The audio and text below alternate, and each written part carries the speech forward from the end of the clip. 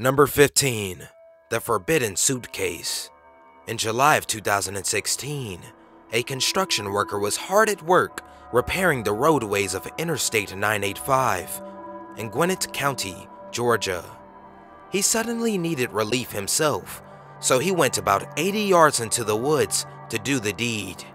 At the end of the worn trail, he found a suitcase that would change his life forever. Curiosity got the better of him. He just had to see if anything was inside. The construction worker zipped himself up and unzipped the case. An eyeless skull peered back at him from deep within. Police detectives flocked to the scene and found more bones underneath of the skull. A lab test revealed that the remains had belonged to a woman who was most likely in her 80s at the time of her death. Aside from that, little else can be determined. Authorities were unable to match her remains to anyone reported missing. It looks as if the suitcase had been laying in the woods for quite some time before being discovered, possibly for years. Her death remains a complete mystery to this day. Number 14. The Mysterious Cabin. A local man is taking a walk through the Arcata Community Forest in California when he comes across a creepy-looking homemade cabin. From the outside, it looks like some sort of deformed murder shack. Whoever had built it had gone to great lengths to conceal it with foliage and other forms of natural camouflage.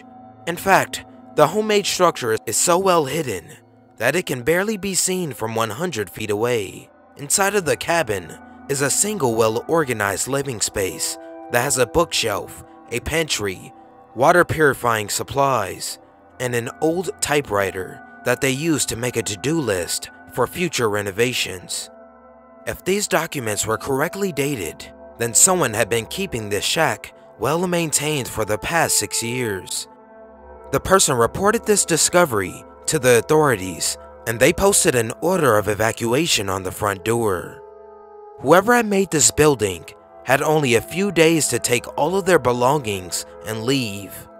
When authorities came back a few days later, they were stunned at what they found, or should I say, what they didn't find. Not only all of the vagrants' possessions gone, but the entire shanty had vanished without a trace.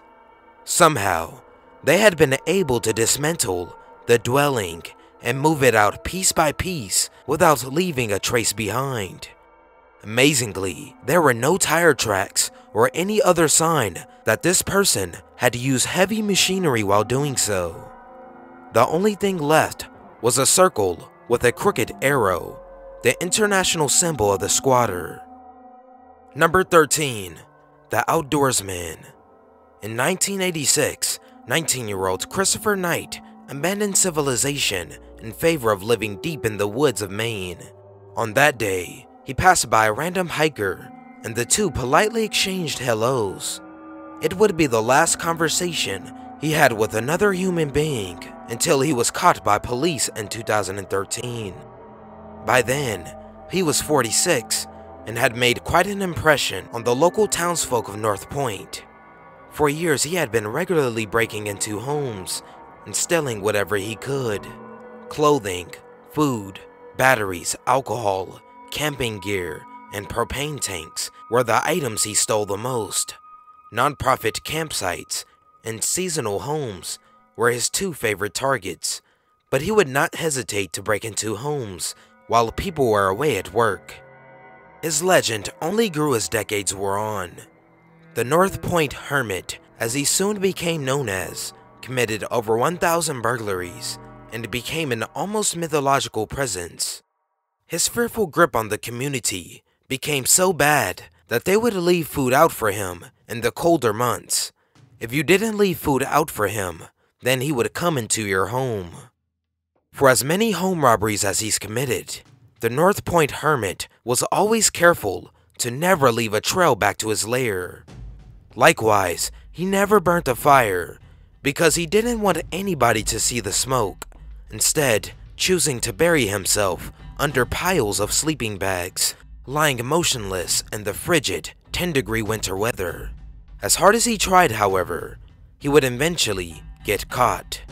A non-profit organization called the Pine Tree Camp had grown tired of constant death, so they installed cameras with motion detectors on their property. Police caught Christopher walking out of a cabin with a backpack full of food. He was arrested and sentenced to 7 months in jail with 3 years probation. When he showed police where he lived, they were stunned at the amount of items that he had managed to collect over the years. In total, they removed enough stolen belongings to fill 2 full-size storage units.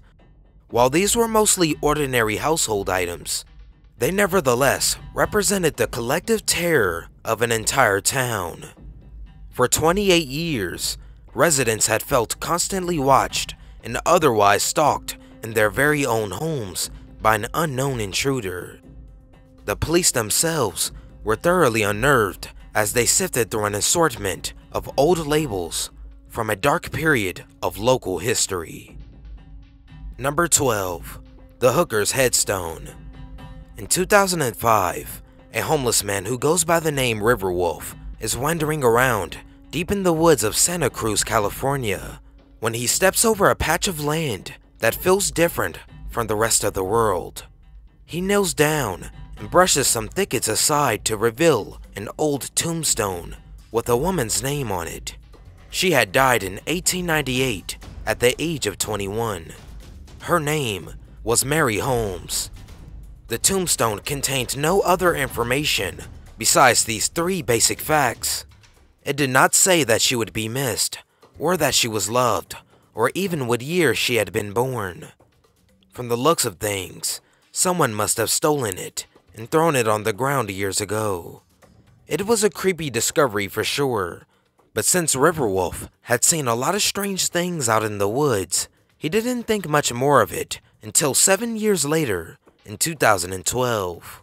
That's when he reads an article online about Mary Holmes, and the name clicks with this creepy forest find. He discovers that she was a prostitute outcast who caught tuberculosis and had to leave her young daughter behind. The grief was simply too much. The depressed madam downed a bottle of carbolic and fell to the floor as the highly lethal chemical, which was used during this time period to sterilize surgical instruments, burnt her insides. Within 15 minutes, she was dead. Riverwolf feels compelled to contact the Museum of Art and History so that he can show them where the tombstone was. Her tombstone was quite hidden, and workers were amazed he was able to stumble upon it all. Some say that Riverwolf could have only come across the tombstone of Mary Holmes with the help of her actual ghost, who only wanted her marker to be shown proper respect.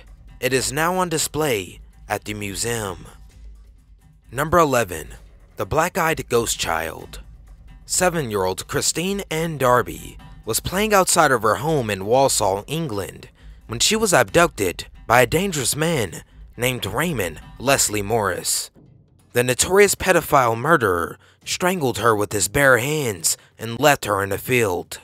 Her brutal death occurred in August of 1967, but she would surface again many years later in 2015, this time as a black-eyed ghost child. A paranormal investigator named Tom Buckmaster and his ghost hunting team set up special cameras to record the area where Christine's frail body had been recovered. According to Tom's team, this paranormal footage clearly captures a distant child who is dressed in all white as she moves across the forest floor. The ghostly figure appears to cast its own source of light, and if you look closely enough, you can vaguely make out her legs. Based on this evidence, Tom feels confident that Christine's tortured spirit is now a black-eyed ghost child. Black-eyed ghost children are menacing figures that are largely thought to be the stuff of urban legend. Sightings of them began in the 90s and persist to this very day, as Tom will certainly tell you. Number 10. The Open Pet Sematary. A woman is taking a stroll through her private woods in Hampshire County, West Virginia, when a pungent stench stops her dead in her tracks. The horrible rotting smell hangs thick in the air, and it isn't long before she reaches the source. What she stumbles upon is a traumatic sight for animal lovers everywhere. Hundreds upon hundreds of dead animals are strewn about the forest floor, all in various states of decay. Dead dogs, cats, bunnies, raccoons, deer, and foxes stare back at her, many with their heads cut off and medical tubes sticking out of their bloated carcasses. A large portion have tags on their collars with common pet names. Investigators are able to use this information to trace the corpses back to a company called Family Pet Cremations. This company has a state contract to dispose all of West Virginia's dead animals, but instead of incinerating them like they were supposed to, they apparently chose to cut cost by leaving them to rot in the wild instead. As for why many of the animals had their heads cut off, they had been tested for rabies. When it was all said and done, more than 250 corpses were recovered from the gruesome discovery.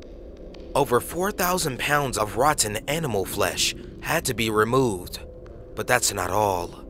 2 other similar dump sites were scattered throughout the site, and perhaps even more have yet to be discovered. Number 9. The Phantom Suspect. One summer night in Raynham, Massachusetts, a driver sees a car on the side of the road and pulls over to help. The vehicle's empty, but 15 feet away is a woman's body in the forest. She is covered in blood and appears to have been murdered. The driver panics and rushes to a stranger's house to call 911. When the police arrive with a medical team, they have to use industrial cutters to clear the forest overgrowth and get to the woman's body. Something had scared her so badly that she had ran into a patch of thorny vines and became stuck. Amazingly, they find a pulse, and the unnamed victim is rushed to the hospital in critical condition. One of the neighbors tells police that she had seen another woman in the area a few hours before who was acting suspiciously. They set up a perimeter and comb the forest with canine units, but ultimately find nothing. The person responsible for this remains at large to this day, unless, of course, the woman is completely insane and did this to herself, which police contend is also a possibility. Number 8. Disturbing her remains. In March of 2015, 3 brothers were hiking in the woods of Westchester, Pennsylvania, at around 3 in the afternoon, when one of them tripped over a rock. When he looked down, he found it to not be a rock, but an old skull. It didn't look like it belonged to any animal that they had ever seen before, so they curiously picked it up and went back home to show their mother, Liza Wilhelm, who was a trained nurse. She took one look at it, and her husband immediately called the police. The boys took investigators to where they found the skull, and a full skeleton was soon uncovered. A DNA test revealed the remains belonged to a woman anywhere from 35 to 60 years of age. There was not a scrap of tissue left on her. She had been dead for at least 6 months. Police wouldn't say if the skull had any structural damage, but Liza said that she couldn't see any trauma when she first saw it. Either way, the dental records and other evidence did not match anyone reported missing in their entire state. Police suspect that the body could have been dumped from somewhere out of state. Number 7. What's yours is mine. Matt Bell and his co-worker Alex are 2 construction workers digging up a plot of land in the woods of Danville, Arkansas. They come across a foreign object that is round, brown, and ancient. Alex guesses that it's a cannonball from the Civil War and gives it a hand throw. Though they did not know it at the time, Alex had just almost killed them both. Matt thinks that the cannonball looks extremely interesting, so he puts it in his car and drives to his home in Hot Springs to show the rest of his family. They all agree that it would make for a nice conversation piece, but it's quite dirty. So he and his son, Justice, spend an afternoon power washing it in a driveway. They take it inside when they are finished and leave it on the kitchen counter to dry. The next day, Matt contacts a local Civil War museum and tells them about his rare discovery. They want to verify the artifact for themselves, so he drives over with a cannonball bouncing around in his back seat. Imagine his surprise when museum officials told him that this is no cannonball, but rather a Confederate landmine with a pressure-sensitive fuse. One false move, and it's kaboom! With this newfound knowledge, Matt drives home at 5 miles per hour while gripping the steering wheel hard enough to turn his knuckles white. The mine is carefully wrapped in a sleeping bag in the back seat. Every mile feels like a full day. He makes it home alive and calls the police. They deploy a fully armored bomb squad to his home to dispose of it, but not without evacuating the entire neighborhood first. The squad takes the device to a nearby landfill and detonates it with C4 explosives. They aren't sure if there are any more mines out there waiting to be found, but I personally haven't heard of a minefield with just one mine. Have you? It's a proven fact that generosity makes you a happier person, so if you're generous enough to like this video, then thank you, because it really helps us out. Number 6. The Thing. It's 11:30 at night when Gianna Paponis hears a tiny scream coming from outside her California home. It sounds completely inhumane, like nothing she has ever heard before. The brave woman cautiously walks outside to investigate her wooded backyard, trying to make as little noise as possible. She sees something lying in the grass that even a photograph cannot properly explain. The slimy pink creature has 2 limbs and a gelatinous blob for a body. A well-formed neck takes up half of its body, atop of which sits a small oval head with elven ears and gray eyes. Its human-like face appears to have a nose and lips, and its mouth is stuck in a frozen scream. The grass around its strange corpse is matted down with a thick mystery ooze that Gianna dares not touch. She stays outside long enough to take 7 quick pictures and then rushes back into her home. She still has no clue what it is. Do you? Number 5. Nazi aliens. 2 years ago, a team of Russian explorers were hiking the heavily wooded area of Mount Bolshoi Djak when they chanced upon a strange and evil-looking cave. Inside, they were shocked to find the remains of a possible alien race who apparently had connections with the evil regime. The team finds 2 strange humanoid skulls. Each of them lacks a jawbone and has gigantic eye sockets that appear to be 3 times larger than a human's. Their wide nasal passages indicate that they were once carbon-based life forms, but beyond that, it's hard to tell. According to the team's leader, Vladimir Melikov, DNA tests have proved inconclusive. Therefore, everything from demons to aliens have been proposed. Next, they find an old briefcase nearby with a strange message on the side and cryptic runes. Based on the area's history, they suspect these woods have been a Nazi meeting ground for alien contact, or perhaps to summon demons for Hitler's various occult programs. Number 4. The Stalker Shrine. James Rankins is walking through the woods of Syracuse, New York in search of some local punks who were making fire pits on private property. He follows a series of hard-to-reach trails and walks through a hole in the fence, expecting to come across a group of them at any minute. Instead, he finds an empty campsite that fills him with dread. It appears that whoever owns this site has been up to no good for quite some time. For whatever reason, they have been collecting posters of missing people and putting them on trees. They even had gone to the trouble of having the posters laminated. James didn't want to believe it, but it was as if somebody had created this area as a quiet place to reflect on their previous kills. The young man finds plenty of supporting evidence besides the missing posters. A shoddy blanket with an opened can of food suggests that someone is squatting here. There are also sticks tied together in such a way that they could have formed a cage or a trap. He also sees a shovel and what appears to be a recently filled in hole. At that moment, he realizes that there very well could be a corpse underneath those leaves. Suddenly, he hears voices in the distance and sees a dog. James doesn't stick around to find out who the campsite belongs to. He beats a hasty retreat and notifies police. When police detectives begin to question neighbors, one says they created the campsite for a Halloween party. This story seems to be enough to satisfy police, but not the internet.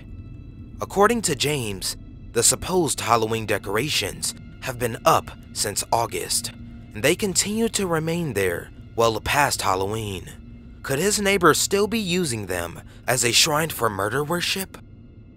Number 3. Tomb of the Mutilated. Firefighters rush to put out a forest fire in Grapevine, Texas before it can be spread. Thankfully, somebody had seen the smoke and reported it quickly enough for them to react. As they search the smoldering scene for evidence of what started the blaze, they come across a gruesome source, a dismembered body. Investigators are able to identify the charred remains as 24-year-old Jacqueline Vandegrift. She was a student at the nearby Texas Women's University.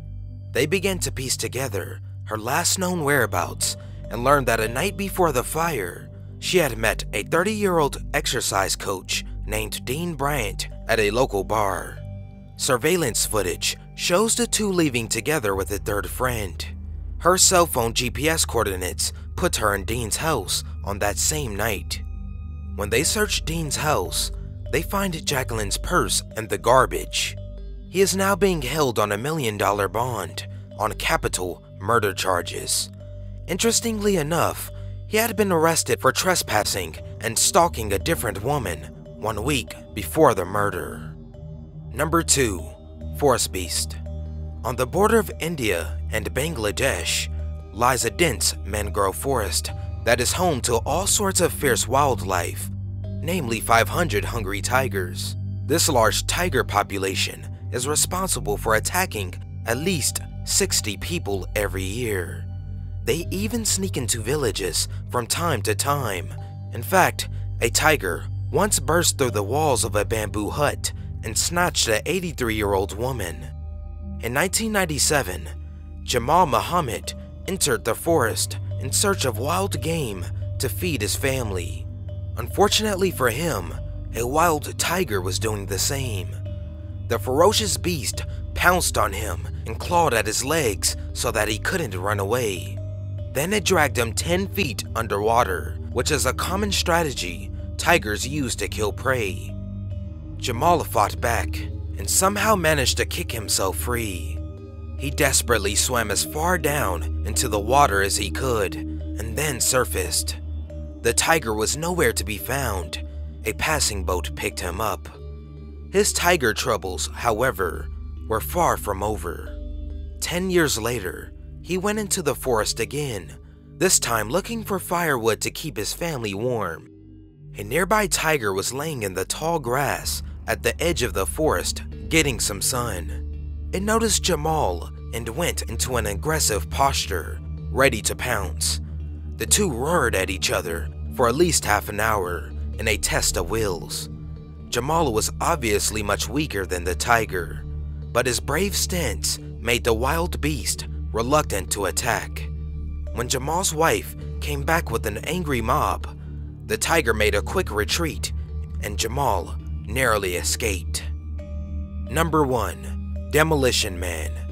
A man was walking along a private forest trail in Harlan County in Kentucky when he came across a camera lying in the middle of the ground. Motion-sensitive trail cameras such as this one are often used to capture images of wildlife. They can be quite expensive, so this is a rare find. This particular camera has no batteries and no memory card, so he hangs on to it for a bit and later gives it to a friend. When his friend inserts batteries, a huge explosion rocks him in the chest and blows off his fingers. Somebody had booby-trapped it with explosives.